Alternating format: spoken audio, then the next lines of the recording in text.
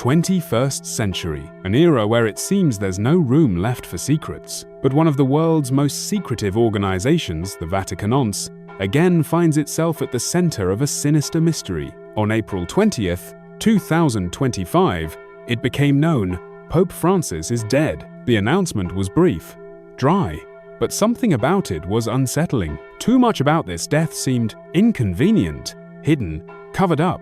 We will unravel what really happened within the walls of the Apostolic Palace, who was with the Pope in his final hours, and most importantly, why the date of death might not be what is stated in the official records. This is the mystery of the Pope's death, and its trail leads to the darkest halls of the Vatican. Jorge Mario Bergoglio was born on December 17, 1936, in Buenos Aires, Argentina. He was the son of an Italian immigrant and a homemaker. From an early age, he stood out for his inclination toward humility, discipline, and social justice. In 1958, he joined the Society of Jesusa religious order, known for its strictness, intellectualism, and political influence. Bergoglio quickly rose through the ranks: teacher, rector, archbishop, and in 2001, cardinal. In March 2013, following the resignation of Benedict XVI, he became the 266th Pope Francis, the first pope from Latin America, the first from the Society of Jesus, the first to take the name Francis in honor of Saint Francis of Assisi. His papacy has been marked by a fight against poverty, reforms within the Church, and a drive for transparency. But in the history of the Vatican, nothing is transparent. Even the brightest figures cast a shadow. April 20th, 2025. The Vatican. Everything seemed normal from the morning. Pope Francis was scheduled to hold a private audience and then record a message for the youth. But at 9:30 in the morning, the doors of the Apostolic Palace remained closed. According to the official version, the pontiff passed away in his sleep, in his residence, from a heart attack. A statement appeared on the Vatican's website 6 hours later. No photos, no videos, no words from the cardinals, just a brief press release. Speculations began almost immediately. Where was the security? Why were the cameras turned off? Why wasn't the body shown to the world even a day later? 7 years ago, Pope Francis himself mentioned in an interview that his papacy might be short. 2-3 years and that's it, he said. But he remained on the throne for over 12 years and died suddenly. That night, according to some sources, an unusually strong wind swept through Rome and the lights briefly went out in St. Peter's Basilica. It could have been a coincidence. Or it could have been a sign. Inconsistencies. First, the Vatican protocol requires that the Pope's death be confirmed by his personal physician and the Camerlengo, but their names were not mentioned in the official statement. The time of death was not specified. There is no information about an autopsy. It is unknown who first found the body.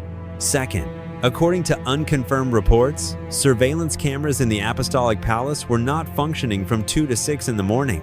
A temporary shutdown of the security systems in the pontiff's residence is unprecedented.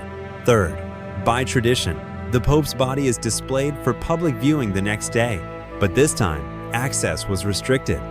Even the cardinal saw him only after 36 hours. The photo official, photoshopped, with no indication of the time of day or setting. Fourth, mass media around the world repeated the same brief news story as if copied. No on-site reports. No eyewitness accounts, no live broadcasts.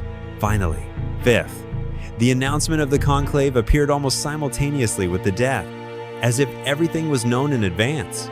Versions. Version 1, natural death. The Pope was 84 years old. He hadn't appeared in public for the last few months. There were rumors of illness, nothing surprising there. But then why the secrecy? Why the silence? Version 2, internal conflict. In recent years, he initiated reforms that not everyone liked. Transparency in the Vatican's financial affairs. Fighting corruption. New rules for cardinals.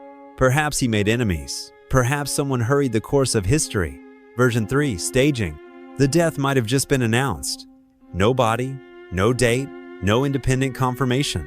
Some believe the Pope is alive but removed, too dangerous to remain in the public eye.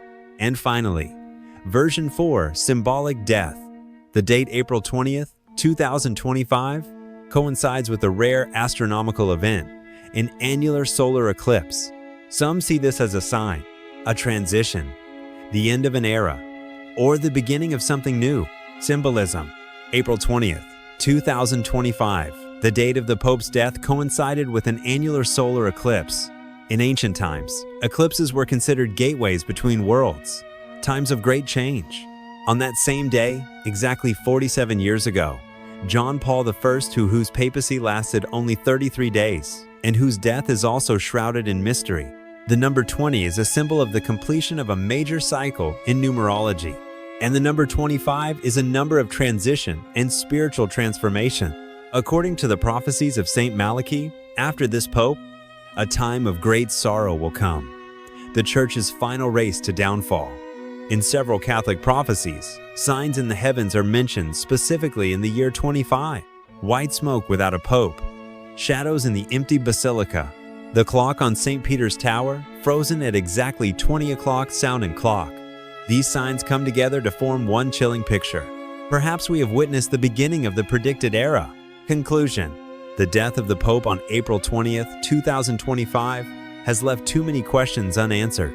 Official reports, inconsistencies in testimonies, strange coincidences all paint a picture with too many shadows. Shadows that don't dissipate even in the light. Mysticism, prophecies, symbols, they accompany this story like a whisper from antiquity, warning those willing to listen. But was this truly the end or merely the beginning of a much deeper process hidden from most eyes? Sometimes history changes its course quietly, not through open wars or loud revolutions, but through unnoticed disappearances, stopped clocks, and invisible signs. The question remains open, and perhaps the true answer is still hidden somewhere behind the closed gates of the Vatican.